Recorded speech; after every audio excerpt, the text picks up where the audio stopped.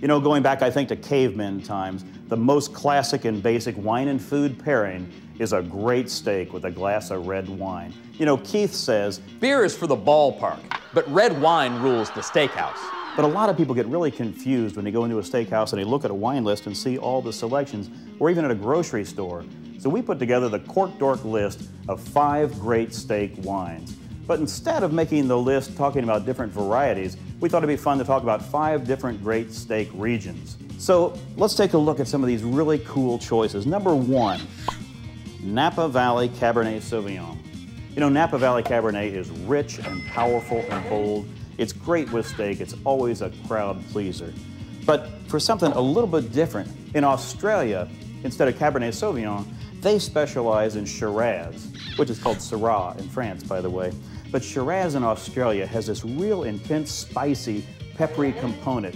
And if you think about a steak au poivre, a peppered steak, the peppery flavor of this beautiful Australia Shiraz is just a perfect pairing for that. So it's a fun little variation on the theme, if you would. Then going to the old world, we can go to Spain. And in Spain, Tempranillo is a grape that's been growing for hundreds and hundreds of years. Tempranillo has a breadth and an acidity to it that, like many Italian wines, in this case Spanish though, just have a real kind of going with the food. Rather than comparing and contrasting, it just blends in with the flavors brilliantly with a steak. Tempranillo from Spain, number 3. And then while we're in Europe, in France, in the southern Rhone Valley, Côte de Rhône or Châteauneuf-du-Pape, where the other wines I talked about are mostly one grape varietal, the special thing about these southern Rhone wines is that they're a blend of up to 13 different grape varieties, mostly Grenache and Syrah. But just as you'll sometimes use a lot of different seasonings in a dish, to have a lot of different grape varieties in the wine adds a complexity that makes kind of a more interesting pairing with your steak. And then finally, something kind of new. Argentina has become so popular. Argentine beef, Argentine wine. Argentine wine has become the number 5 selling wine in the world. And what makes them famous and what's special is Malbec.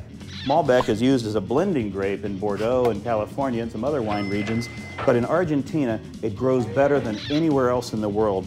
Argentine Malbec, not only powerful and spicy, but as an undiscovered region, it's a great value too. You know, I'm gonna have to take this big steak here and grill it up, and I think I might, for the sake of science, have to test all 5 of these reds with it. Whoa, man, that is hot. And you see, that has nothing to do with the temperature of the wine. It's another cool wine term. A wine's called hot whenever the alcohol outweighs the fruit. And man, this wine is really hot. Hot. It's the new cool. We get the question all the time, what would be your desert island wine? You know, Dan, I know what mine would be, and it's gotta be champagne. Oh, yeah. Now, here's 3 reasons why. Number 1, this wine can age like nobody's business. Champagne, really great champagne in the bottle, can last and last and last. And if you're gonna be on a desert island, that's a good thing. Number 2, there's no better sushi wine in the world than champagne. And if you've tasted my cooking, you know I'm gonna be eating a lot of raw fish if I'm stranded on a desert island. Number 3, they pack champagne in these doubly thick bottles to protect the delicious juice that's in there. And where better to tuck a rescue note than in a double thick glass bottle? Those are great ideas, Keith. But I'll tell you my theory. If I'm gonna be on a desert island and only have 1 bottle to drink, I'm gonna make sure it's gonna be something big enough that you can see from outer space. Wow. This is an 18-liter Nebuchadnezzar of Bordeaux. 18 liters, that's 2 full cases of wine, 24 bottles, 200 glasses you could get out of this baby. I'll tell you one thing. If the 2 of us get trapped on the same island with our wives, there's gonna be a great party. Hey, I tell you what, I'll bring the champagne. Well, Dan, you know what they say. No, Keith, what do they say? Out of wine, out of time.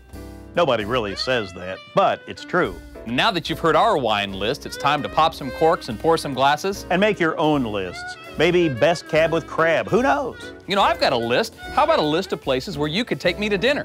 Now that's another thing nobody ever says, my friend.